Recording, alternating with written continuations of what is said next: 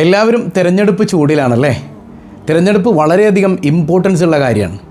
വ്യത്യസ്ത മേഖലകളിലാണ്. ചിലർ മുനിസിപ്പാലിറ്റി അല്ലെങ്കിൽ കോർപ്പറേഷൻ മേഖലകളിലാണെങ്കിൽ മറ്റു ചിലർ പഞ്ചായത്ത് തലങ്ങളിലാണ് വോട്ട് ചെയ്യുന്നത്.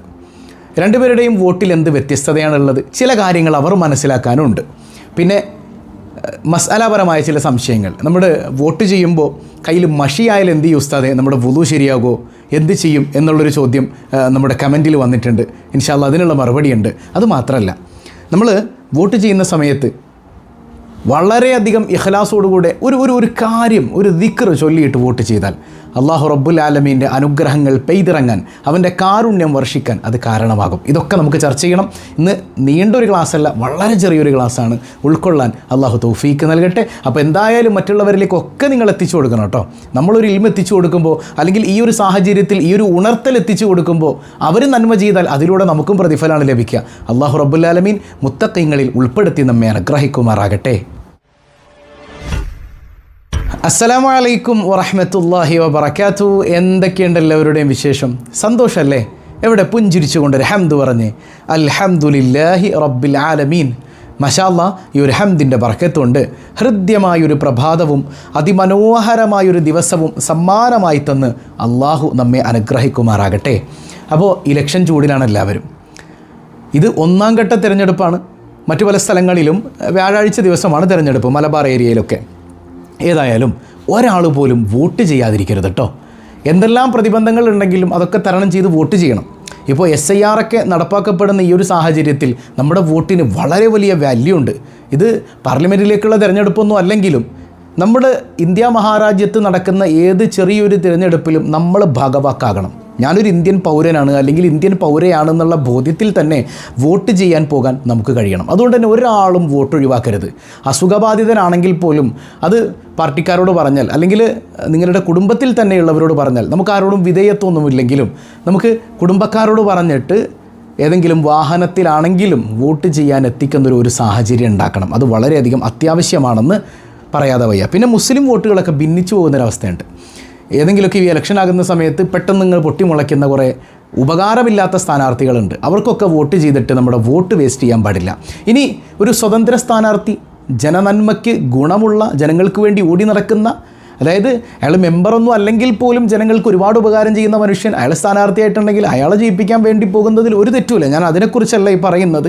ഒരു ഉപകാരമില്ലാത്ത ആളുകൾ പെട്ടെന്ന് ഇങ്ങനെ സ്ഥാനാർത്ഥികളായി വന്നിട്ട് വോട്ടുകൾ ഭിന്നിപ്പിക്കുന്ന ഒരു പ്രശ്നമുണ്ട്. അത്തരം മുസ്ലിം വോട്ടുകൾ ഭിന്നിച്ചു പോകുന്ന കാര്യങ്ങളിലേക്ക് നമ്മൾ എത്താൻ പാടില്ല. നമ്മൾ ആർക്ക് വോട്ട് ചെയ്യണം? കേവലം പാർട്ടി മാത്രം നോക്കി വോട്ട് ചെയ്യരുത്. കഴിഞ്ഞ ക്ലാസ്സിൽ നമ്മൾ പറഞ്ഞിരുന്നു, കേവലം പാർട്ടി മാത്രം നോക്കി വോട്ട് ചെയ്യുന്നവരാകരുത്. ഇവിടെ എന്താ സംഭവിക്കണേ? എൻ്റെ പാർട്ടി ആരെ നിർത്തിയാലും ഞാൻ വോട്ട് ചെയ്യും. അങ്ങനെ ആകാൻ പാടില്ല. നമുക്ക് നമ്മുടെ നാടിന് ജനനന്മയ്ക്ക് ഗുണം ചെയ്യുന്ന, നമ്മളൊന്ന് ഫോൺ വിളിച്ചാൽ എടുക്കുന്ന, നമുക്കൊരു അത്യാവശ്യം ഉണ്ടെങ്കിൽ ഓടിയെത്തുന്ന, അല്ലേ? നമ്മൾ വിളിക്കുമ്പോൾ മേലെ നിന്നുള്ള കത്തുണ്ടോ, അല്ലെങ്കിൽ ഞാനിപ്പോൾ ഇത്തിരി തിരക്കിലാണ്, പിന്നെ ആവട്ടെ എന്ന് പറയുന്ന ആളാകരുത്. പലപ്പോഴും പല വാർഡുകളിലും അല്ലെങ്കിൽ പല ഡിവിഷനുകളിലും സംഭവിക്കുന്നത് അതാണ്. 5 കൊല്ലം മുമ്പ് എലക്ട് ചെയ്യപ്പെട്ട ആളാണ്. അയാൾ ഈ 5 കൊല്ലം ഇങ്ങോട്ട് തിരിഞ്ഞു നോക്കിയിട്ടില്ല. നമ്മൾ ആരാന്ന് ചോദിച്ചാൽ പുള്ളിക്ക് അറിയാൻ പാടില്ല, അല്ലേ? ഇനി എന്തെങ്കിലും ഒരു അത്യാവശ്യത്തിന് വിളിച്ചാൽ ഞാൻ ഇത്തിരി തിരക്കിലാട്ടോ, പിന്നെ വിളിക്കാം, തീർന്നു. പിന്നെ വിളിച്ചാലും ഫോൺ എടുക്കില്ല, നമ്പർ അവരെ കിട്ടിയല്ലോ, പിന്നെ വിളിച്ചാലും ഫോൺ എടുക്കില്ല. ആ ഒരു അവസ്ഥയിലുള്ള ആളുകൾ. അതുപോലെ തന്നെ വാഗ്ദത്വം ചെയ്ത ഒരുപാട് കാര്യങ്ങൾ നടപ്പാക്കാനുണ്ടാകും, ഇതൊന്നും തിരിഞ്ഞു നോക്കാത്ത ആളുകളുണ്ട്. അപ്പം അങ്ങനെയുള്ള ആളുകൾ വീണ്ടും ഇങ്ങനെ സ്ഥാനാർത്ഥിയായിട്ട് നിൽക്കുമ്പോൾ ആ ഭാഗത്തേക്ക് തിരിഞ്ഞു നോക്കണ്ട. ജനങ്ങൾക്ക് ഗുണം ചെയ്യുന്ന ആളുകളെ തിരഞ്ഞെടുക്കാൻ വേണ്ടിയിട്ട് നമ്മുടെ ഈ ജനാധിപത്യപരമായ നമ്മുടെ അവകാശം വോട്ട് ചെയ്യാമെന്നുള്ള ആ മഹത്തായ കർമ്മം എല്ലാവരും നിർവഹിക്കണമെന്ന് ഉണർത്തുകയാണ്. ഇനി അതിൻ്റെ ഇടയിൽ വളരെ പ്രാധാന്യത്തോടെ മനസ്സിലാക്കേണ്ട ഒരു കാര്യം, 2 മേഖലകളിൽ വോട്ട് ചെയ്യുന്നവരുണ്ട്. ഒന്ന് മുനിസിപ്പാലിറ്റി അല്ലെങ്കിൽ കോർപ്പറേഷനിൽ വോട്ട് ചെയ്യുന്നവർ, അല്ലെങ്കിൽ ഗ്രാമപഞ്ചായത്തുകളിൽ വോട്ട് ചെയ്യുന്നവർ. ഈ മുനിസിപ്പാലിറ്റി അല്ലെങ്കിൽ കോർപ്പറേഷനിലൊക്കെ വോട്ട് ചെയ്യുന്നവർക്ക് ഒരേ ഒരു വോട്ടേ ഉള്ളൂ. അവർക്ക് നേരെ ബൂത്തിലേക്ക് ചെല്ലുക, ഇലക്ഷൻ ബൂത്തിൽ ചെല്ലുക, അവിടെ വോട്ടിംഗ് മെഷീൻ ഉണ്ടാവും, ഒരു വോട്ടിംഗ് മെഷീൻ ഉണ്ടാവുള്ളൂ, അതിൽ വോട്ട് ചെയ്യുക, പോരുക, കഴിഞ്ഞു, തീർന്നു. എന്നാൽ ഈ പഞ്ചായത്തുകളിൽ താമസിക്കുന്നവർക്ക് 3 വോട്ടുകളുണ്ട്. ഗ്രാമപഞ്ചായത്തിലൊക്കെ താമസിക്കുന്നവർക്ക് 3 വോട്ടുകളുണ്ട്, ഇല്ലേ? ഗ്രാമപഞ്ചായത്തിലേക്ക്, അതായത് 3 മെഷീനുകൾ, ബാലറ്റ് മെഷീനുകൾ നിങ്ങൾക്ക് എവിടെ കാണാൻ പറ്റും? ബൂത്തിൽ കാണാൻ പറ്റും. അവിടെ ചെല്ലുമ്പോൾ 3 മെഷീനുകൾ ഇരിപ്പുണ്ടാവും. അപ്പോൾ ഇങ്ങനെ അത്ഭുതത്തോടെ നോക്കേണ്ട കാര്യമില്ല. ഒന്ന് ഗ്രാമപഞ്ചായത്തിലേക്കുള്ളത്, മറ്റൊന്ന് ബ്ലോക്ക് പഞ്ചായത്തിലേക്ക്, മറ്റൊന്ന് ജില്ലാ പഞ്ചായത്തിലേക്ക്. അപ്പോൾ 3 ബാലറ്റ് യൂണിറ്റുകൾ നിങ്ങൾക്ക് അവിടെ കാണാൻ പറ്റും. അപ്പോൾ ആദ്യം നമ്മൾ ഗ്രാമപഞ്ചായത്തിലേക്കുള്ള സ്ഥാനാർത്ഥി ആരാണോ നമ്മുടെ സ്ഥാനാർത്ഥി വോട്ട് ചെയ്യാം. ഓക്കെ, ചെറിയൊരു സൗണ്ട് കേൾക്കും.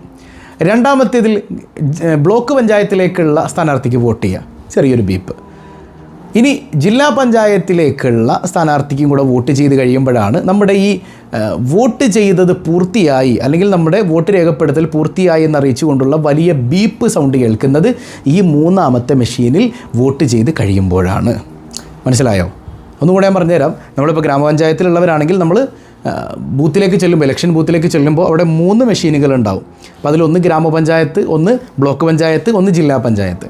അപ്പോൾ ഗ്രാമപഞ്ചായത്തിൽ നമ്മൾ വോട്ട് ചെയ്ത് കഴിയുമ്പോൾ ചെറിയ സൗണ്ടാണ്, ബ്ലോക്ക് പഞ്ചായത്തിൽ വോട്ട് ചെയ്യുമ്പോൾ ചെറിയ സൗണ്ടാണ്, ഇനി ജില്ലാ പഞ്ചായത്തും കൂടെ വോട്ട് ചെയ്ത് 3ഉം കൂടെ വോട്ട് ചെയ്ത് കഴിയുമ്പോഴാണ് നമ്മൾ വോട്ട് ചെയ്ത് കഴിഞ്ഞു, നമ്മുടെ വോട്ട് രേഖപ്പെടുത്തിയിരിക്കുന്നു എന്ന് അറിയിച്ചുകൊണ്ടുള്ള സാധാരണ നമ്മൾ കേൾക്കുന്ന വലിയ ബീപ്പ് സൗണ്ട് കേൾക്കുക. ഇത് കൃത്യമായിട്ട് നമ്മൾ മനസ്സിലാക്കണം.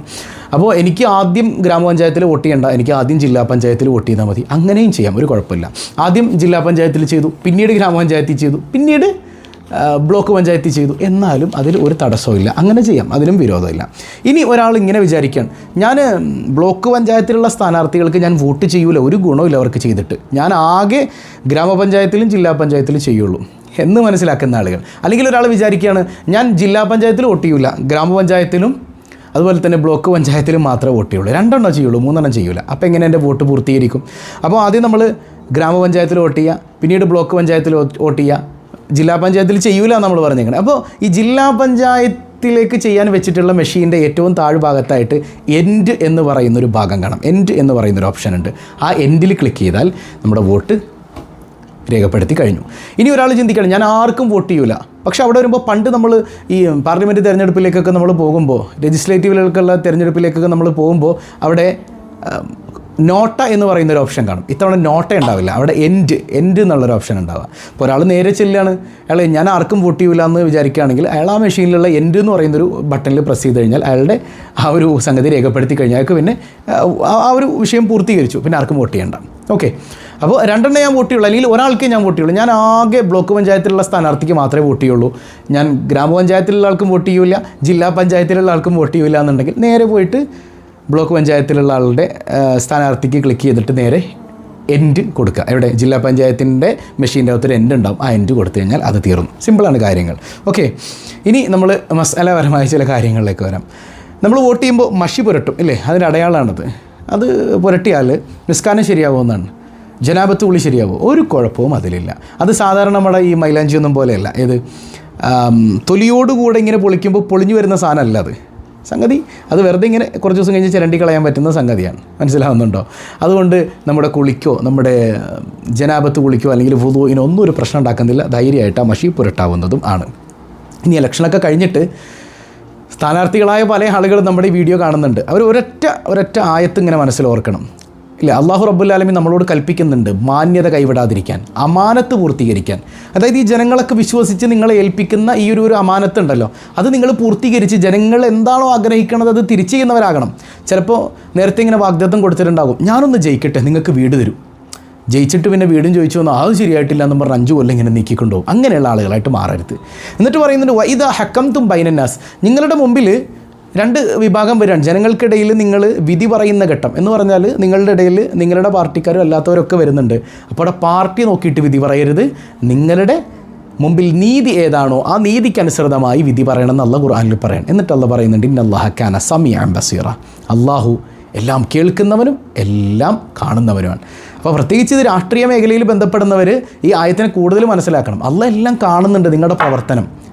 കാരണം എന്താ, ഈ പ്രവർത്തനമൊക്കെ സുസൂക്ഷ്മമായി നിരീക്ഷിച്ചിട്ടാണ് അർശിൻ്റെ തണൽ കൊടുക്കുക. ഇമാമുൻ ആദിലുൻ അല്ലേ, നീതിമാനായ ഭരണാധികാരിക്കാണ് അർശിൻ്റെ തണൽ. ഇവിടെ അള്ളാഹ് അതൊക്കെ സൂക്ഷ്മമായി നോക്കിയിട്ട് നിങ്ങൾക്ക് ആ സംഗതി തരുള്ളൂ, ഇല്ലെങ്കിൽ വലിയ അദാബുണ്ട് എന്നാണ്. അള്ളാഹു കാത്തുരക്ഷിക്കട്ടെ. അപ്പോൾ ഈ ആയത്തിറങ്ങാണ്ടായ സന്ദർഭം എപ്പോഴാണ്? അതായത് മക്കം ഫത്തഹ് വേളയിൽ ഹബീബ് റസൂലുള്ളാഹി സ്വല്ലല്ലാഹു അലൈഹി വസല്ലം തങ്ങൾ കഅബാലയത്തിൻ്റെ അടുക്കൽ വരുന്നുണ്ട്.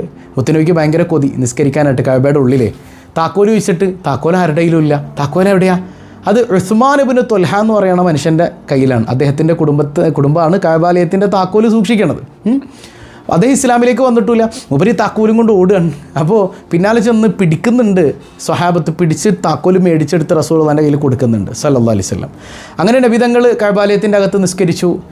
പുറത്തേക്ക് ഇറങ്ങി കഅബയൊക്കെ വൃത്തിയാക്കി എല്ലാവരും കൂടെ പുറത്തേക്ക് ഇങ്ങനെ ഇറങ്ങുന്ന സമയത്ത് താക്കോൽ ആരുടെ കയ്യിൽ കൊടുക്കും? രണ്ടുപേരും ഓടി വരുന്നുണ്ട്. ആരത്? ഒന്ന് അബ്ബാസ് റളിയല്ലാഹു അൻഹു, റസൂലുള്ളാഹിന്റെ പിതർവ്യനാണ്. ഒരാൾ പുണ്യ നബിയുടെ പ്രിയപ്പെട്ട മരുമകൻ. അന മദീനത്തുൽ ഇൽമി വ അലിയുൻ ബാബുഹ, ഞാൻ അറിവിൻ്റെ പട്ടണമാണെങ്കിൽ അലിയാർ അതിലേക്കുള്ള കവാടാണെന്ന് പഠിപ്പിക്കപ്പെട്ട അലിയാർ തങ്ങളാണ് ഒരാൾ. രണ്ടുപേരും ചോദിക്കുകയാണ്. അപ്പോഴാണ് അള്ളാഹ് ആയത്തിറക്കേണ്ടത്, നബിയെ അങ്ങനെ അങ്ങോട്ട് കൊടുത്താൻ പറ്റൂല, അമാനത്ത് തിരിച്ചേൽപ്പിക്കണം. അപ്പോൾ റസൂലുള്ളാഹി ചോദിക്കുന്നുണ്ട്, ഐന ഉസ്മാൻ ഇബ്നു ത്വൽഹ, ഏത്?